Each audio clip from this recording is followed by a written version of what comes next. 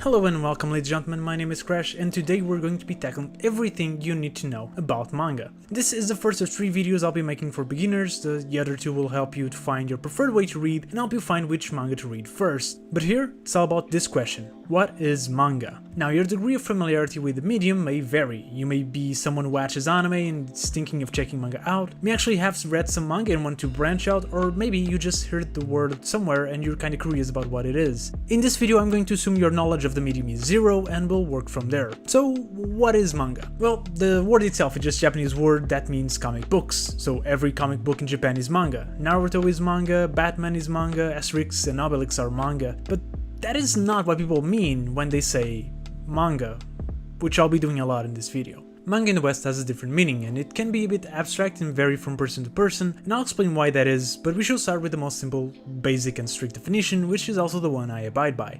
Manga are comic books originally published in, written in, and made for Japan.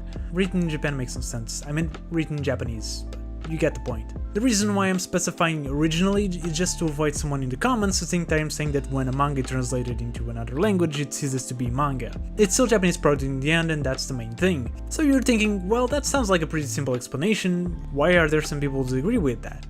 Well, there are some reasons. The first is that in early 2000s, Tokyo Pop, the biggest manga publisher in the West at the time, started doing something called the OEL manga, which means Original English Language Manga. Essentially, they were American comics written by American writers and published by an American company, but very inspired and in the same style of manga. And just the fact that it says manga on the title will make people want to call it a manga. With the advent of the internet, a lot of other people in the West have also been self-publishing their own manga, which helps make the lines more blurry, but in the end I don't think these works should be considered manga, but some people do, so have that in mind. The other reason is that a lot of people consider comic books from 2 other countries to be part of the manga culture, and they are kinda right. China and Korea have comic books that are very similar in style and feel to manga. They are certainly more culturally similar and a lot of the audience are the same, and some of them even get adapted into Japanese anime. So yes, I consider them related to manga and I acknowledge them as part of the culture around it, but both of them actually have specific words to define them: manhwa and manhwa, with a U for Chinese and a W for Korean, but they read the same.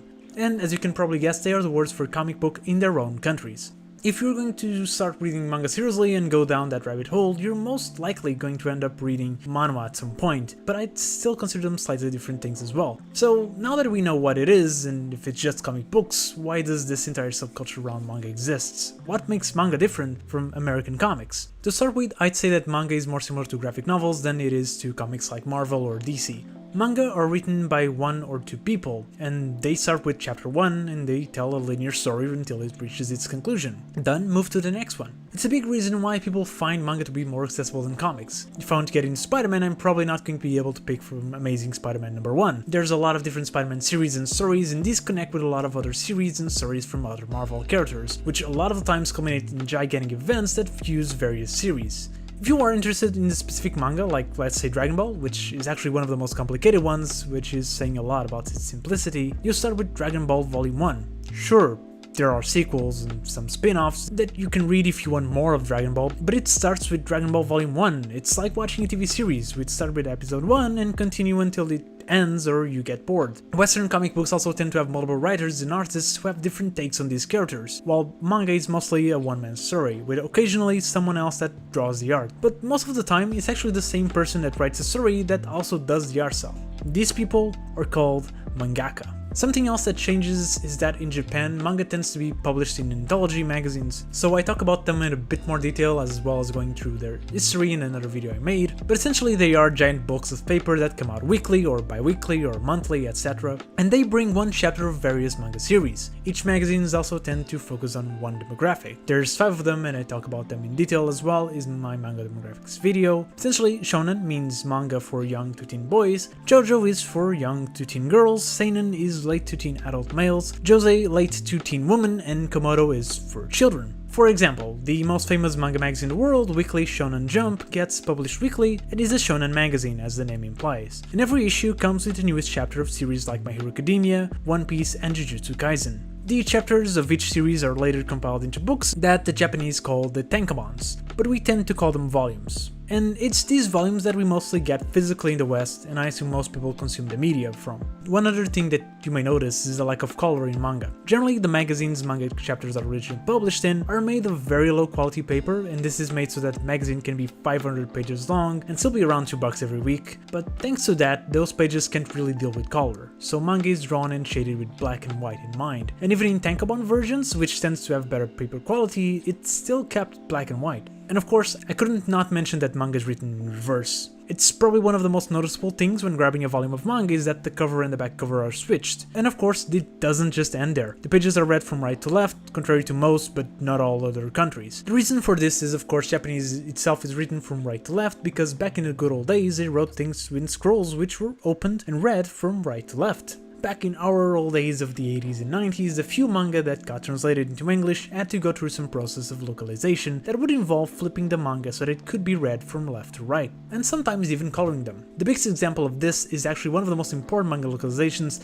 Akira, which both the manga and the movie helped popularize anime in the West in the 80s. When Tokyopop entered the market, they tried to distinguish themselves by publishing manga in their original form, and the popularity of their localizations helped make this the standard going forward. Nowadays, no one flips the manga, as it's seen as a disrespectful act to the original mangaka, as they wrote and paneled their manga with a reading from right to left in mind. And that's most of the differences between comics and manga. Now, I'm sure people will want to point out that the tropes, popular genres, and art styles that also tend to be different from comics are most of what we see in the West, and that is true, but the thing to have in mind about manga is there's just so much of it, and so many different art styles. Sure, we have our Dragon Balls and Narutos, but there's also mangaka like Taiyo Matsumoto or Jiro Matsumoto or Osamu Furuya that just do things differently. So in my opinion, there's really no such thing as an anime-manga style. Even though, yes, big eyes, spiky hair, and mini skirts are commonplace in anime and manga. And while we're mentioning anime, I think we need to address the big questions of, okay, but what the hell does manga have to do with anime? I mean, people will probably hear the word manga for the first time in the expression anime and manga, so why are they so tightly related? And just in case you also don't know what anime is, it's animation or cartoons made in Japan. So anime is to cartoons and animation what manga is to comic books. But the relation between anime and manga are, in my opinion, stronger than comic books are for cartoons. Most of anime is adapted from manga, as you may have guessed from my mentioning of Dragon Ball and Naruto before, although admittedly we've been having increasing adaptations of light novels in this past decade. Light novels being written books, novels that have splashes of art through it, but not really manga. Think more of novels for teens. When a manga gets successful, it will almost always get an anime adaptation. Sure, there are certainly a decent number of successful manga that never got adaptation, and may never will for a multitude of possible reasons, but most popular manga gets one. And a good anime may even give it a boost of popularity and increase their sales, like Demon Slayer and Jujutsu Kaisen did for their respective manga series. The reverse is also true. Anime originals tend to get manga adaptations. As a matter of fact, manga is so big in Japan that pretty much every successful series, be it anime, light novels, or video games, eventually get a manga adaptation. Proof of that is that Fortnite manga exists. And I'm going to leave you with that. Shout out to CakeyJakey for editing this week's video, and if you are new to manga, you most definitely want to check out the playlist on the right. It's a list of videos that should help you become an expert on the topic. And if you watched it till here, thank you very much, and I'll see you next video.